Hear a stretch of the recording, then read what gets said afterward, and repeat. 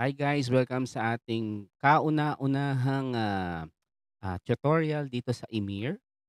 Pero bago ang lahat ay introhan muna natin ito, okay?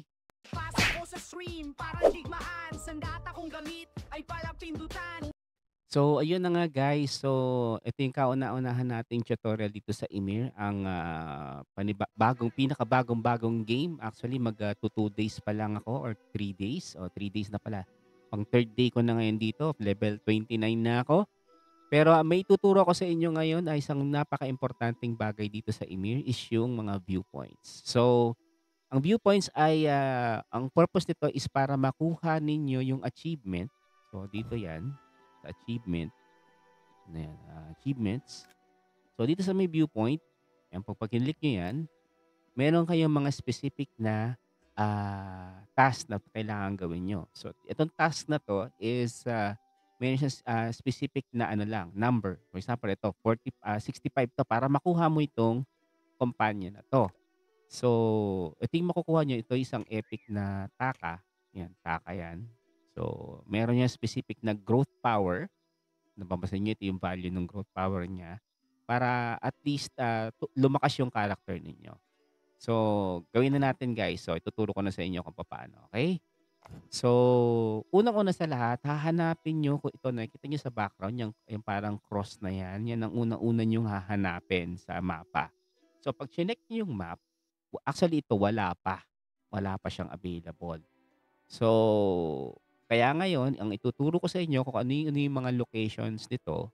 So, ito yung pinaka first map natin. Ang first map natin is Hill of Bifrost. Okay? Sa Hill of Bifrost dito, ang area nito is banda dito sa may, napapansin nyo itong area na to.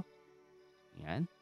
So, dito yung first area ng ah, viewpoint.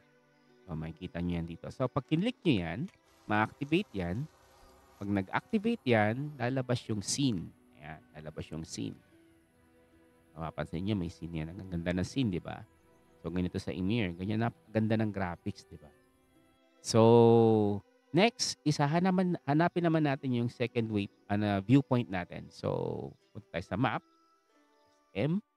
Tapos punta tayo din sa pinakamalapit na area niya dito. Ito, sa Bifrost Altar. So, click nyo lang siya.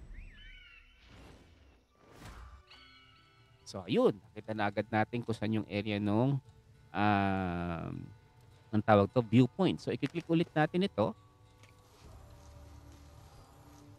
So, pagka-click niyan, lalabas ulit yung scene. Okay? Ayan, napakaganda ng ano ng senaryo, 'di ba? So, yun guys. So, ito yung pinakakauna-unahan nating video. So, sa mga ibang videos natin, ituturo ko ulit sa inyo yung iba pang areas kung saan makikita itong mga viewpoints na to. Okay? So, thank you guys and I hope to see you in the next stream. Bye-bye!